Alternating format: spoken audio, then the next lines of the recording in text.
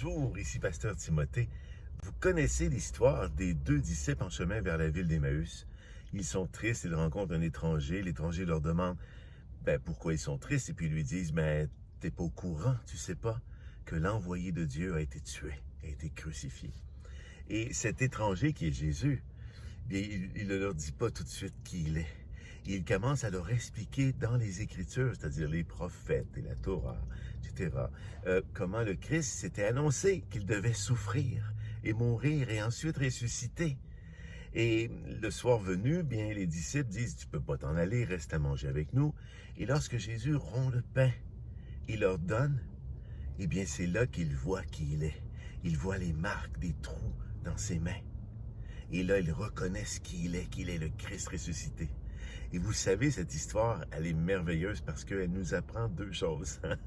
La première, c'est que l'explication qu'on donne du plan du salut, Jésus le fait avec eux, ce n'est pas suffisant.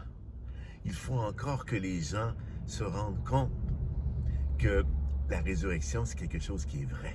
Alors, c'est quand ils ont vu les marques dans ses mains qu'ils ont compris que tout ce qu'ils venaient d'entendre était vrai et que Jésus était le Christ.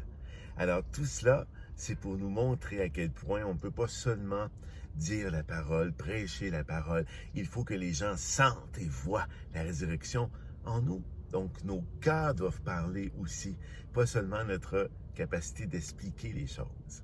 Donc la parole toute seule fait un effet, mais son effet est dédoublé, quintuplé lorsque les gens voient dans nos yeux la résurrection de Jésus. Il faut leur dire que Jésus est vivant et qu'il transforme nos vies. Puis il faut leur parler de comment il transforme nos vies, tout en expliquant la parole et le plan de Dieu. Et c'est cela que Jésus veut dire lorsqu'il annonce que la vérité, bien, vous la connaîtrez et elle vous affranchira. C'est pas une vérité expliquée, rationnelle, c'est une vérité démontrée par l'Esprit qui vient dans les cœurs, que les gens sentent, que les gens voient dans nos yeux. Et ils voient comment est-ce que on les aime par l'amour de Christ. Et là, ils sentent cet amour-là, ils comprennent qu'ils sont pécheurs et ils donnent leur vie à Christ. Amen. Je vous laisse là-dessus. Soyez bénis.